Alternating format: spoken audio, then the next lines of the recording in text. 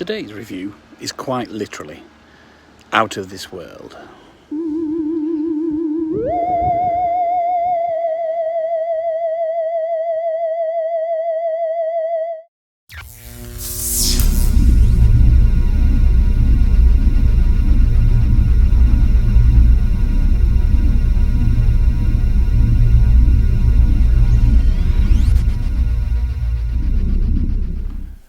Hi there and welcome back to Not Board Gaming. I'm your host, I'm Mark.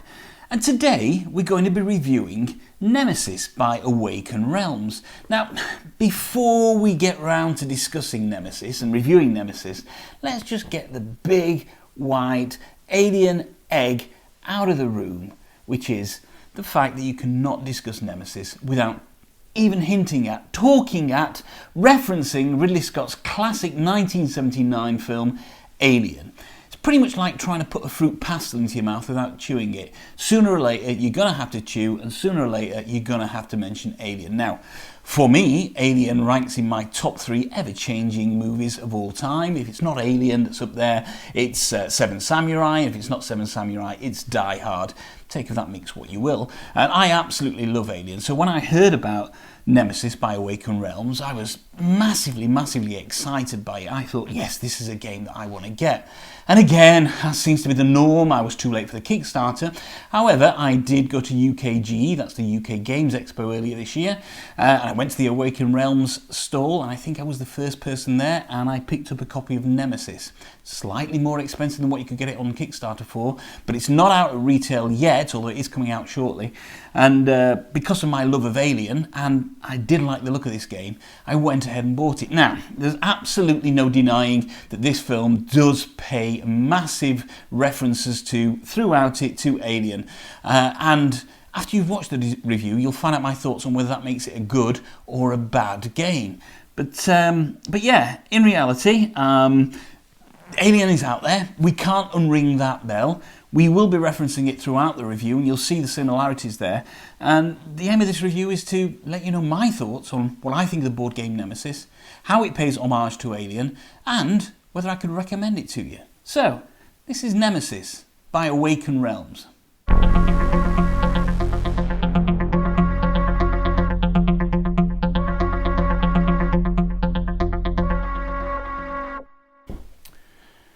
So back in the early 80s, when people first started getting home video recorders, I must have been maybe 12 or 13 years old, and I remember the day that I watched Alien for the first time, and what drew me to that. I went up to the local video store, and I was looking through all the movies, and in those days there wasn't really any regulation, so even at 12 and 13 I could hire 18s out, or X's or whatever they were at the time. I picked up the VHS cover for Alien, and you know, you got the iconic box art cover on there, which is the logo, of course, and the egg, and you flip it over, and you got this wonderfully dark description of exactly what the movie's about. So I got that. I went home to watch it. My parents were out, so it was Saturday afternoon, and I put it on. And I watched it, and I remember feeling afterwards how bored I was through the entire bloody thing. It just didn't click in my 12 or 13-year-old brain. And I thought, oh, that's a film. You know, it's a waste of time. I just wasted a couple of quid on renting that from the video shop. Then I decided to watch it again because at 12 or 13 years old, back in the early 80s, there was no internet, there was no PlayStation, my mates were off somewhere doing something, my parents weren't around, other than reading a book and maybe tidying my bedroom. There was nothing else to do on a Saturday afternoon, maybe the world of wrestling. So I watched it again, and that second time I watched it, so I watched it twice in the same day, it absolutely clicked with me. I was absolutely petrified through the entire thing. Even though I'd watched it already and I knew what was coming, I was just enthralled on that second watch. And right to this day, Alien, as I mentioned earlier, ranks right up there for me as one of my favourite movies of all time. For me, it's the best haunted house movie ever made. It is the ultimate haunted house movie. So, when I saw the box art for Nemesis, I was almost immediately taken back to picking up that VHS for Nemesis, for Alien itself in the video store. But also, I was taken back slightly to lots of the Alien rip-offs that would be out there as well, and thinking, is it going to be the same? So let's discuss the box and how it makes me feel. It's obviously a space game, so therefore the box has got a dark colour to it. It's got some white writing on there, single word writing in some font that makes you think, hold on a second, this really isn't shying away from its source material. There we have a guy in a spacesuit, and here we have one of the intruders coming up at the top there. So nothing about the box is hiding from the fact that it takes Alien as obviously very much an influence for it. I do like it. I like it. I think it does. Once you've played the game, you understand the meaning behind the box art. This rather menacing figure coming towards you, and then the isolation of a space traveller. So yeah, I do like it. I think it evokes the feeling of what's in the game. On the face of it, it just feels a little bit too close to Alien to be that it's almost crossing the line to being a bit of a rip-off. However, let's carry on looking at the box itself. So on the side of the box, and it's a nice sized box, a weighty box, you have some of the core characters in there. So as you can see, as you go around, you've got various characters that will appear in the game. And it's a nice box. It's printed well, it's sturdy, and then on the back of the box, as usual, you have an indication of what's in there with the components and the contents and a suggested layout. So let's see what it says. It says Nemesis is a 1 to 5 player space survival game with incredible miniatures and clever immersive rules that include cooperation, bluffing, backstabbing, and all other elements of an iconic science fiction horror adventure. And you know what? It does, but not all of those elements are relevant in the solo game. If you look at the components, we have 26 high-quality miniatures, 300 plus cards, 20 cardboard room tiles, 200 other components, a two-sided cardboard map, and a plastic insert. And it does say, when faced with the ultimate horror, will you trust your crewmates? On the back, it tells us that it's for 1 to 5 players, age 14 plus, and each game takes between 60 and 120 minutes. And I should imagine those timings are fairly reasonable and fairly accurate with what's there. The age 14 plus may be a little bit too young because the game does rack up, should I say, quite a significant amount of tension. So it gives you an indication of what miniatures are in there as well, and we'll come on to the miniatures when we look at the contents.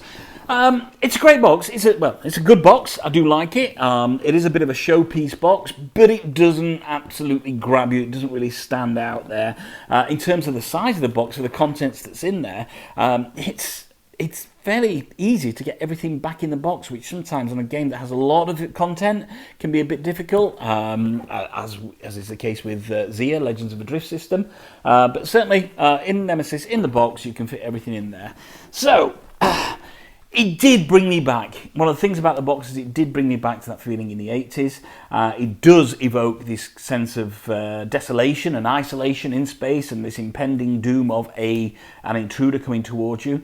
But the box isn't everything. So let's take a look at the contents. Let's see what's inside the box itself.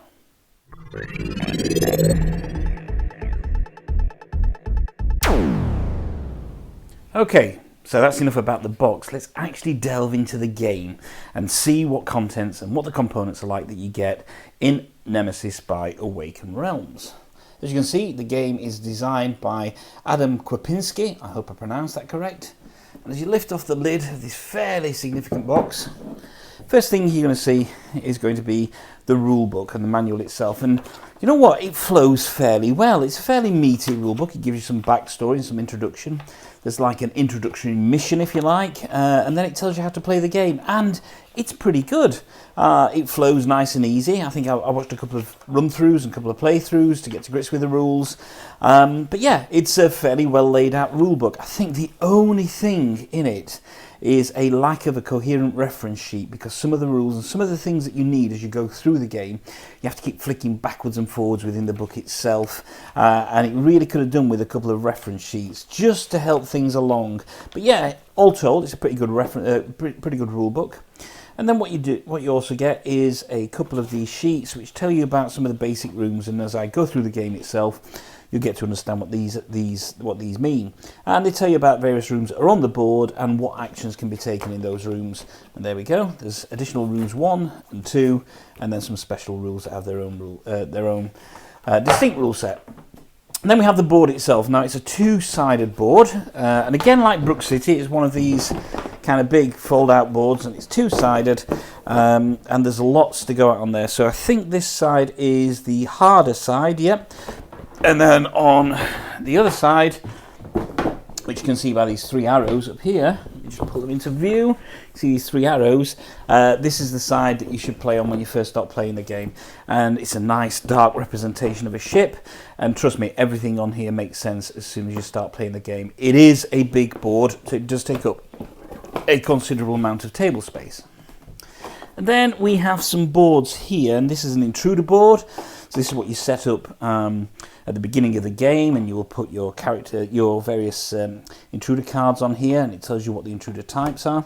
And then we have the player boards as well, so you could play as the pilot, the mechanic, the scientist, the soldier, the captain, and the scout. And they're all, backed by the same image, and there we go. They all have slightly different cards that come with this, which give you slightly different actions on there. And yeah, as we go through the game, I'll explain a bit more about the cards that go with each of those. So then we take off this plastic layer, and here we have the intruder bag.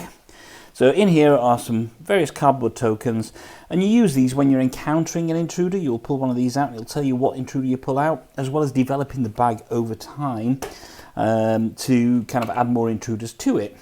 Now, the big thing that the game is known for is some of these miniatures, and here you go. You can see one that I've painted myself there. Again, it's the only one I've painted so far. I used a combination of some blacks, some silvers, and a little bit of contrast paint as well, just to give it that blue edge on there.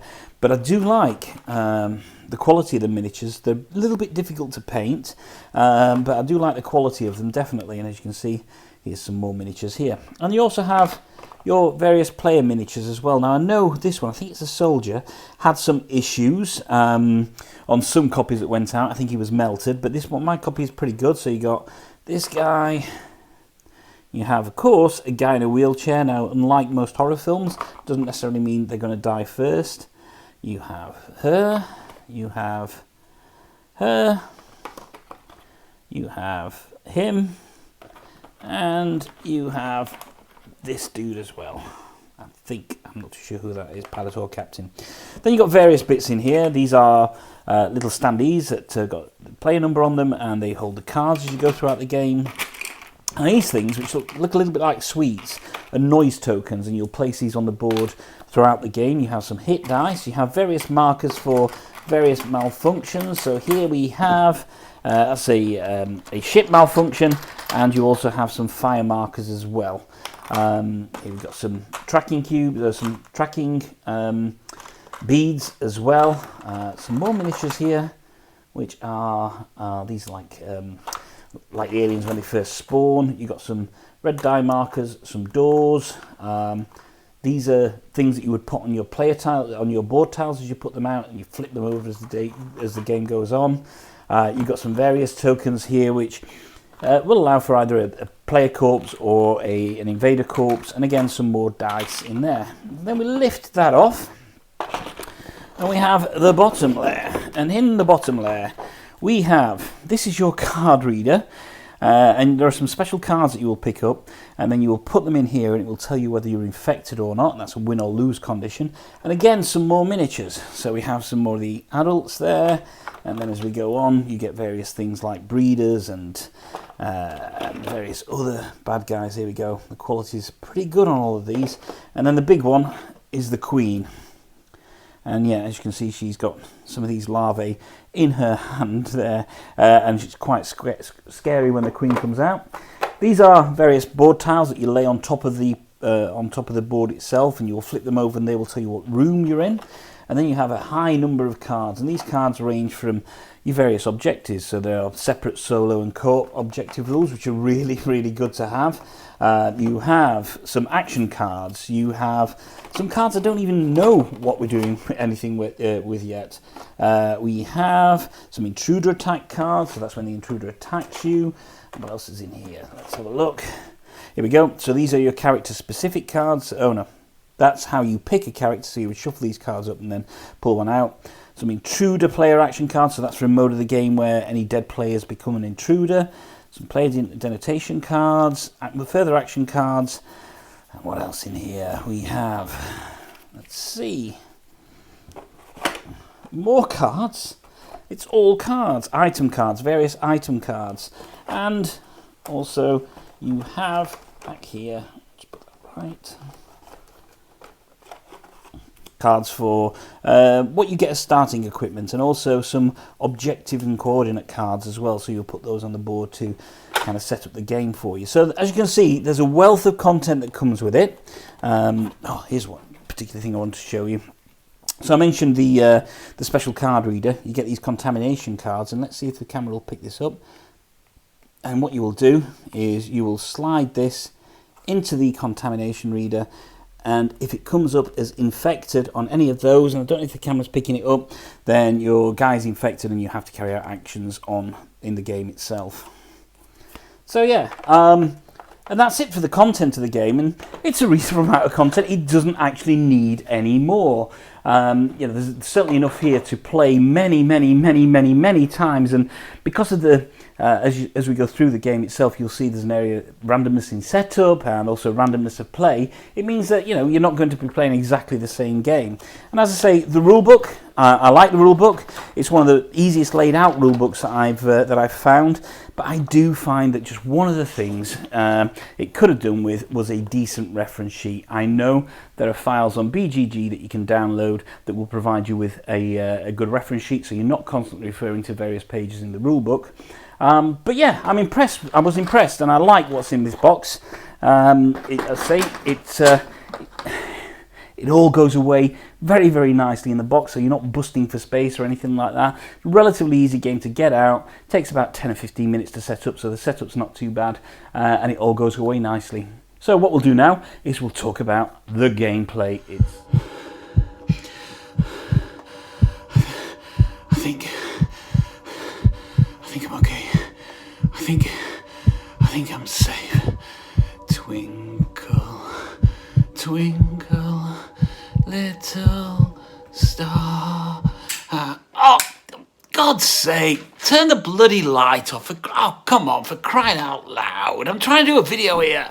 So, Nemesis by Awaken Realms is a science fiction horror survival game set on the starship Nemesis.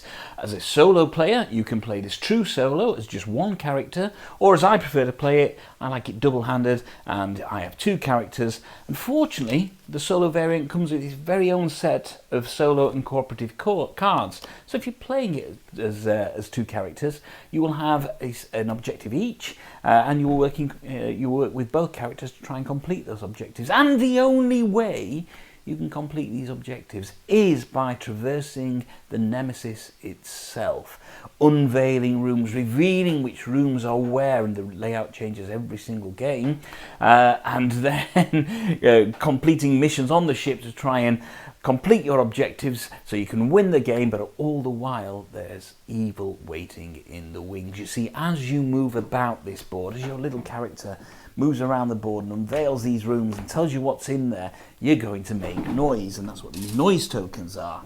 And if you make too much noise, what happens is that will attract an intruder. And when the intruder's on the board, the gameplay changes, because then what you're going to have to do is you're either going to have to run from the intruder or battle the intruder, all the while still trying to complete your objectives. It starts to ramp up the tension. And two things this game is absolutely dripping in. They're two T's that this game delivers are theme and tension. And boy, does this game know tension. It delivers more tension than, I don't know, a schoolboy feels bringing a bad report home to its parents at the end of the term. It's a nail-biting experience as you traverse the board and unveil rooms. So, let's have a look a little bit more about what happens in the game. So when you start a game of Nemesis, you're told that your crew has just woken from a very deep hypersleep, but something isn't right in the ship itself. They're groggy, they don't understand the layout of the ship, or they don't remember the layout of the ship. There are alarms going off, there are strange noises which may or may not be some really, really bad things trying to eat their brains.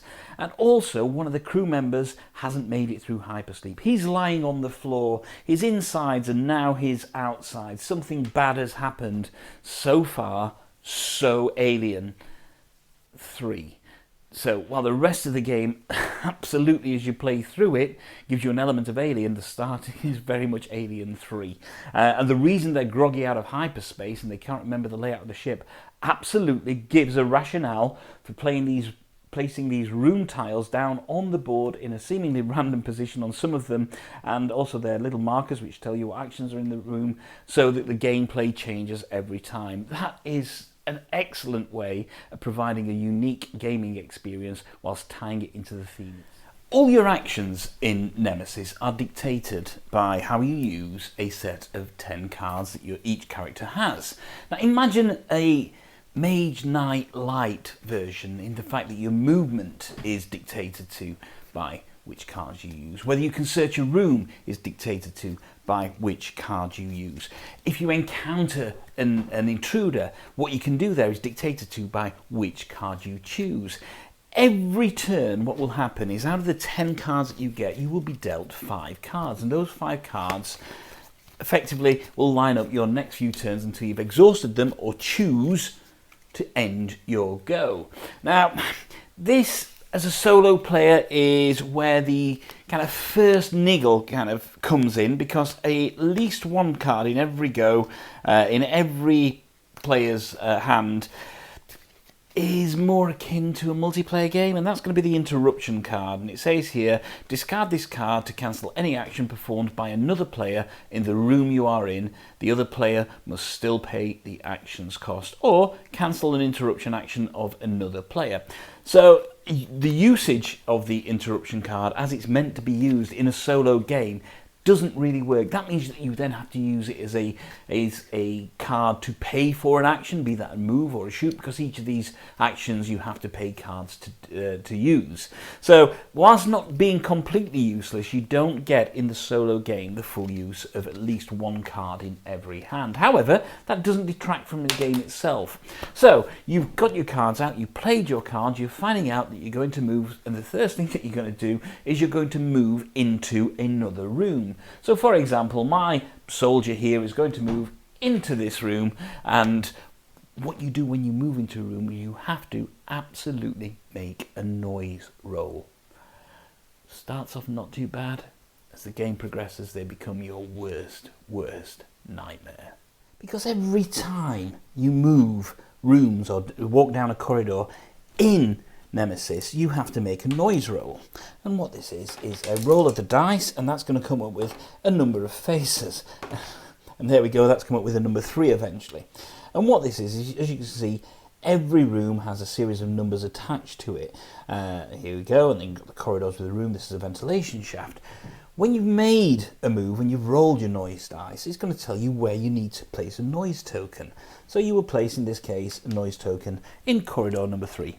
Seems harmless enough, but imagine you're a little bit further on in this game, and it's not the only time that you've actually walked down this corridor. And therefore, you're back into this room, and you have 3 noise tokens around there, and you roll again, and it comes out as a number 2. No pun. And here we go. You can see there's corridor number 2. That's already got a noise token on it. Uh-oh.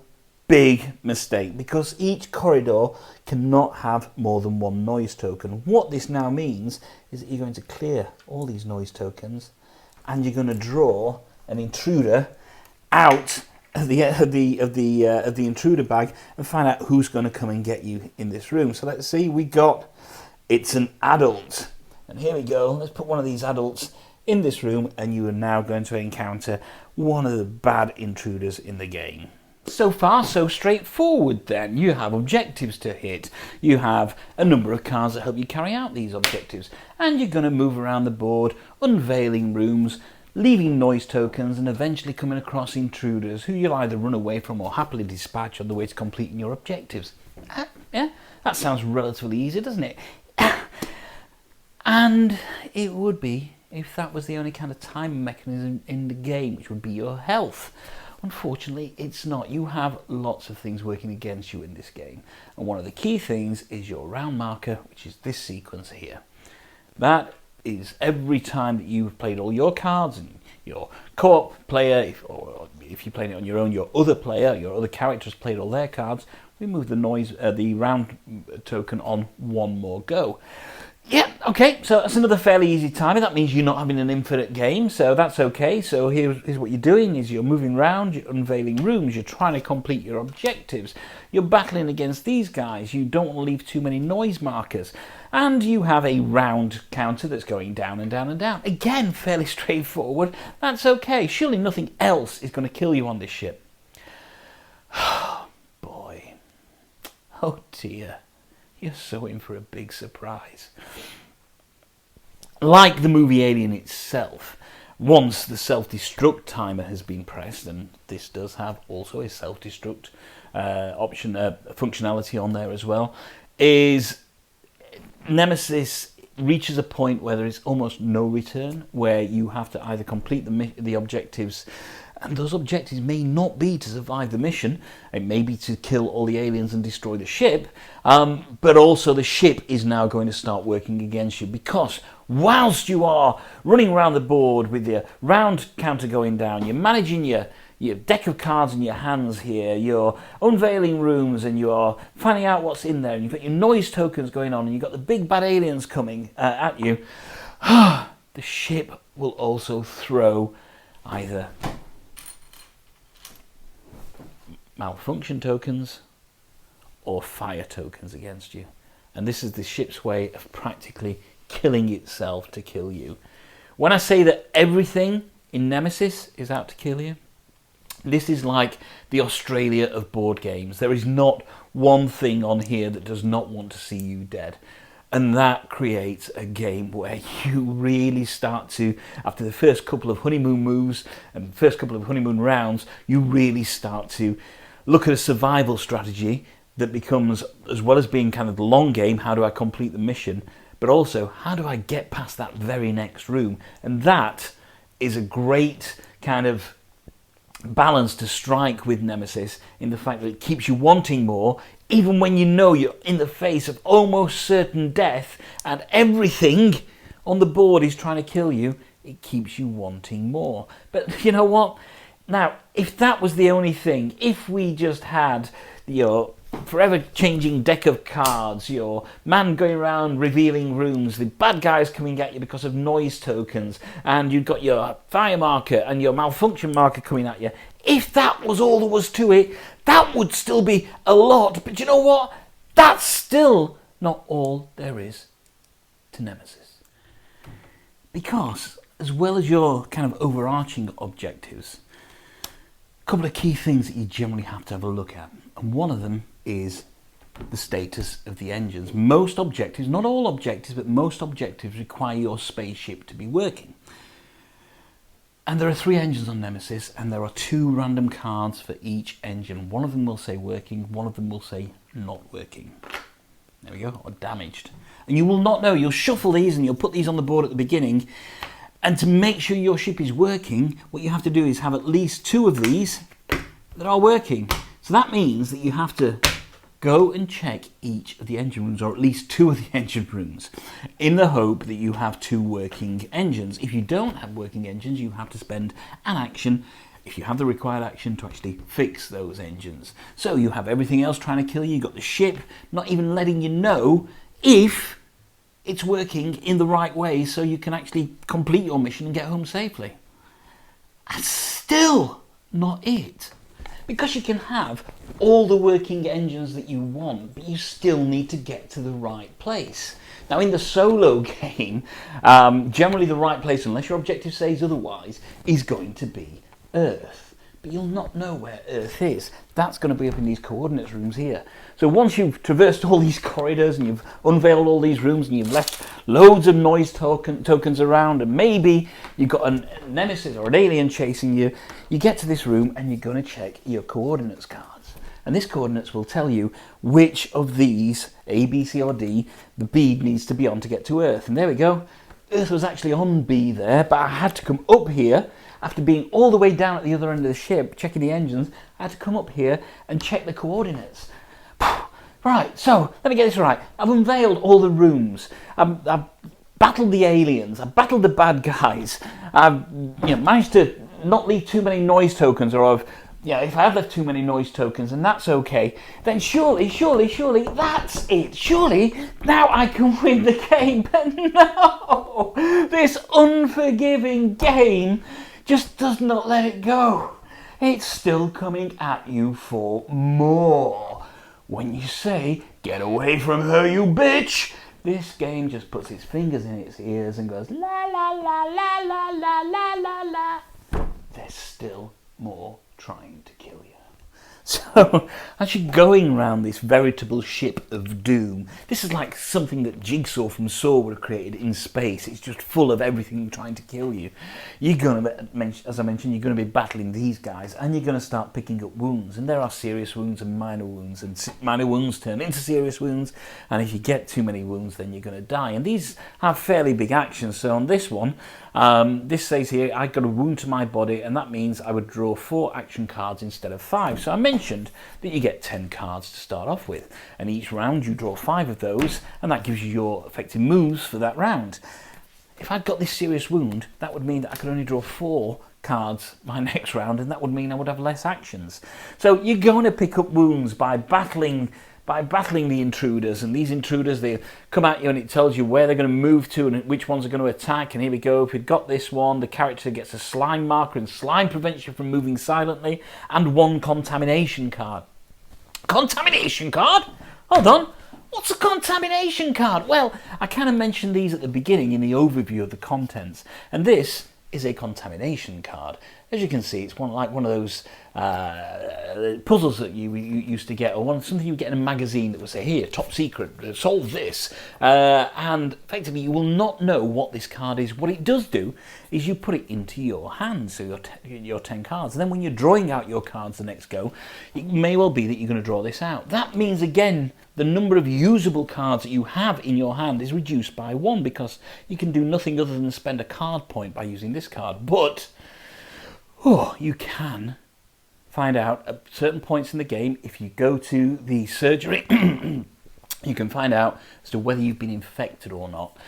And the way that you find out is by using this here. And as I say, it's like what you used to get in comics in the 70s and 80s. You'll slide it in there, and there we go. I don't know if the camera's picking that up. Just tap that, and it will tell you if the word infected comes up on there, then you will be infected. And that's a bad thing, because you need to clear that infection from you. And you can do that by going over to the surgery and having it removed. But also, these, if you haven't found them out by the end of the game, and you've cleared all the objectives, and you've made it into an escape pod, or done whatever it is, and you think you've finished the game, and you pull out your contamination cards that you've still got in your hand, and the very last action that you're going to do to find out if you've won the game is you're going to scan it. And if it comes through as infected, you've lost. So the game still tries to kill you after it's finished the game. That's how much of a bastard this game is. But that's not everything. Because every round you're going to draw an event card. Now, these cards, more often than not, are not going to help you out. You draw one of these each card, and generally it's got some kind of negative impact on you. Occasionally it may work out for the better, but generally it's going to be negative for you. So, for example, this card. This is the Hunt card, and it says, move every adult not in combat to a neighbouring room with a character if possible. If there are several rooms to choose from, move the adult to the room with the lowest room number. So, if you're running away from one of the bad guys and one of the intruders, and that card is drawn and you're in the next room across, what's going to happen is that intruder's going to come and get you. Mother fudger's going to come and chase you down. Does this game ever relent? No. And the thing with the event deck is it has at least one card that's a little bit unfair, that is game ending if it happens, and certainly as a solo player can absolutely end the game in an instant. And that is this card, which is Eclosion, it's called. And what it says on here is that each character with a lava on their character board dies. Place a creeper in their room. Every character draws 4 cards from their deck and scans all drawn contamination cards. If they have at least one infected card, put a lava on their character board and discard drawn cards. Okay, so if you're playing purely solo and you've got this card and you have a lava on your board, that's it. That's it. That's the end of the game for you. So it can be a little unfair in the solo mode, and what you actually do with this is, after you've drawn it, you're going to at some point shuffle this back into the event deck. So even if you haven't had a lava and this card gives you a lava, if it gets drawn again, then there is a possibility that it comes out the very next round, then it's game over again for you. So there are a couple of things in the game that work a lot better for multiplayer, and I do think the event deck is something that works better for multiplayer than it is for solo player, as are, as mentioned, a couple of the cards in there. But you know what? These are relatively minor quibbles. They actually help build up an amount of tension for you, and once you accept them, then that's great. I mean, what you can do is house rule, take that card out of the game if you want a potentially longer experience. It's not guaranteed to be longer. The rest of the game is still trying to kill you. Remember that. The rest of the game is still trying to kill you. This is like, not Bishop, what's he called, the one from the first Alien film, the droid from the first Alien film. His overarching thing is just to protect the organism, and that's exactly what this game is. It's trying to protect this organism. Everything else is expendable. That includes everything that you are and you do. However, if it was just a game of certain death, then it really wouldn't be much fun to play. A case of just seeing how long you survive is not really the point of the game. The point is to at least have a fighting chance. And to do that, the game offers you a lifeline and reasons to beef up your character. So, for example, if this guy was to move into this room, and let's presume the noise rolls have happened, then he would unveil the room and the token on top. The first thing that token does is that tells me I need to put, there we go, a malfunction marker in there. There are only 8 malfunction markers, 8 fire markers. If you draw them all out and it asks for another one, that's it. The ship has either been consumed in flames or it's blown up. However, what it's also got on there is this little 2 inside this cube. What that means is there are 2 items in this room that are searchable. So what you'll do, each room has a little arrow marker on it, and you'd switch that to the number 2.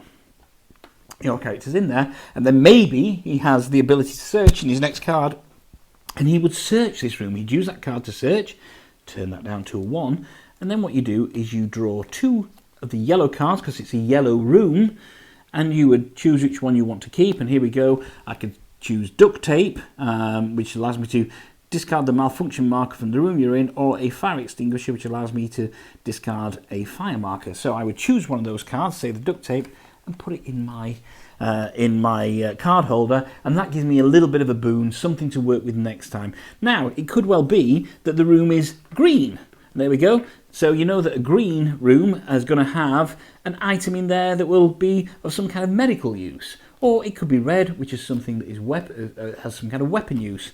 What you can also do as well is, if you have the right combination of cards, you can actually craft items, and you choose the item that you want to craft based on the cards that you've got. And again, they will give you some beefed up weapons.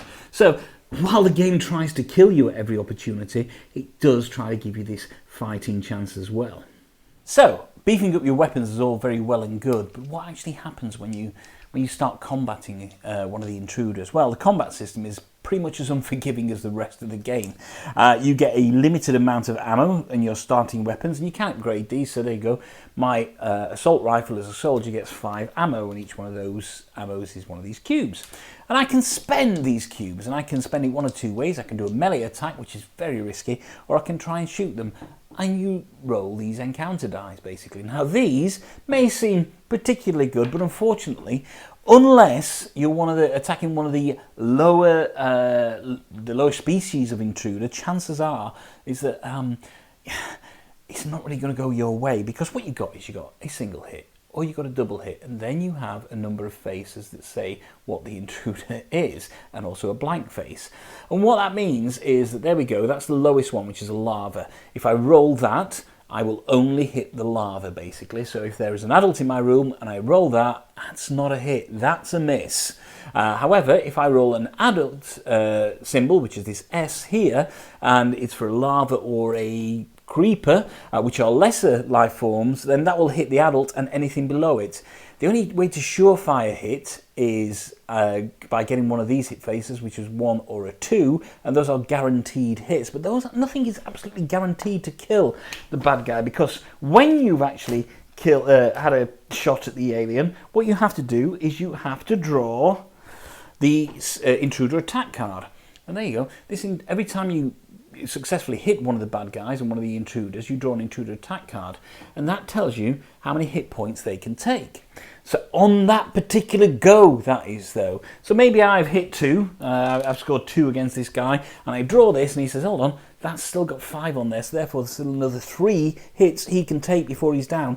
You haven't beat this guy. So then the next card comes, and I attack him again, and I do that, and I draw the next card, and the next card says, actually, that's still a 5, that's a 5, that's a 3. The next card says that I've drawn again, once I've hit him, says, actually, you only needed 3. So you've killed him in subsequent rounds. So it's an ever-changing kind of health point system that goes up against them in this very unforgiving way of using dice that only count on certain actions. Have we finally found the perfect board game? Is Nemesis the perfect board game? And I'm happy to report that, of course not. No. There are just a few quirks in here.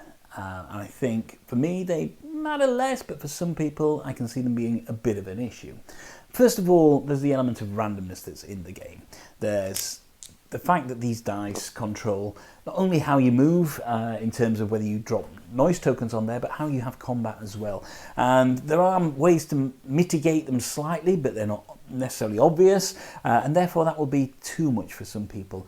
There is the randomness of some of the cards being absolute game-ending cards, and they can happen relatively early on in the game. And if you don't like that, then that's not going to be for you, because yes, you can house rule and maybe take them out, but are you getting that true Nemesis experience? Because they could come out early in the game, or they could come out right at the end of the game as well.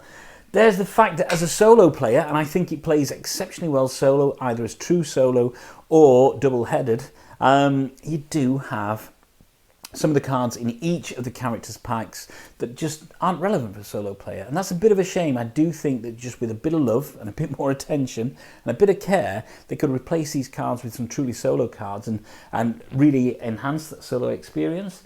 I think also the rulebook is great, but as I mentioned earlier, if Awaken Realms had just done a very simple thing by including an FAQ sheet or a reference sheet, rather than having to flick through pages of the book, then that would have improved things greatly there. I think finally as well that with a seemingly random board and never-changing board, people who like to strategize potentially won't make the most of that, because it is ever shifting, it's ever moving, and it's difficult to strategize when you don't know what the next room is. So yeah, I can see that being an element. And I know I said that was finally, but I do think that one of the potential biggest flaws in the game is the fact that it can signal game end well in advance. So it's fantastic at building up tension. It's really good at creating an environment where it feels like the chips are well and truly stacked against you. But it can potentially overplay its hand as well. So maybe just over halfway through a particular game, you might think, I am never going to win this. There's just too much happening on here. I've got too many intruders at me. The ship is practically dead, and I'm not even halfway through my objectives. And that striking that balance is very, very difficult in a game like this. But yeah, I can see that being an issue for some people. So yeah, not quite perfect, but it's pretty bloody close.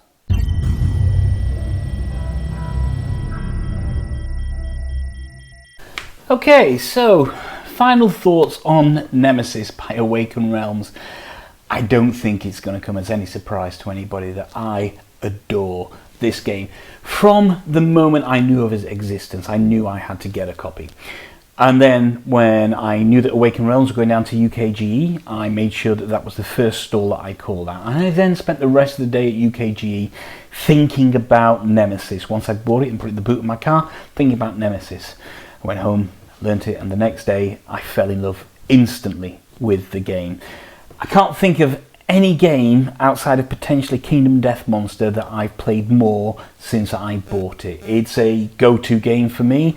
I like to play it solo. I have played it with some friends, and these were people brand new to modern board gaming, and everybody thoroughly enjoyed the experience. But for me, as a kind of late night glass of whiskey, turn the lights down low, put some ambient music on, and spend a couple of hours going through this decrepit spaceship lost in space, trying to work out who I am, what I'm meant to be doing, and how I get out of this shit alive.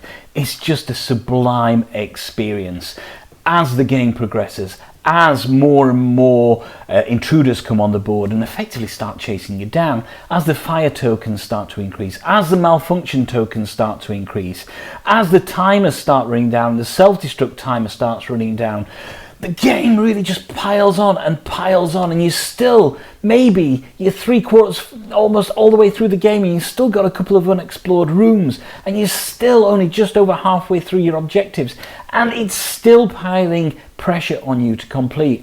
And I think out of all the times I've played it, I've won it maybe once or twice, and there's been at least 4 or 5 games where I've been within one move of completing my objectives, and the game has come along and utterly destroyed me.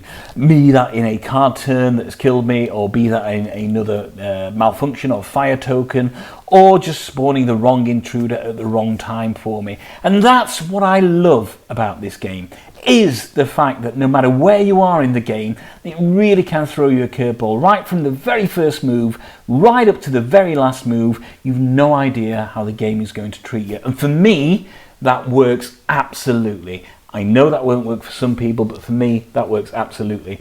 So Nemesis by Awaken Realms really ranks up in my top 3 games of all time. Just like the movie ranks of Alien ranks up in my top 3 movies of all time, I am so pleased that this game that Awaken Realms developed is as good as I feel the Alien movie is. For me, it's a stone cold recommendation. I really can't, as a solo player, and even if you want to play it multiplayer, then I think as a board gaming exercise, it's a very tough one to beat. So it's a very, very recommended game from Not Board Gaming. That was my review of Nemesis, a real roller coaster of a game that has some amazing tension and some amazing cinematic points in it. It drips of theme and drips of tension. It's just a great experience. I really, really hope you enjoyed that. And please don't forget to like the video and subscribe to our channel. The channel is growing. In only 4 weeks, we've got over 200 subscribers, and that's 200 from a cold start as well. So hopefully as we progress, we're going to get more and more subscribers, and of course the reviews are going to keep coming. So please remember, this has been Not Board Gaming. That's always B-O-R-E-D. I'm Mark, I'm your host. If you want to join the Facebook page, it's Not Board Gaming, again, always B-O-R-E-D.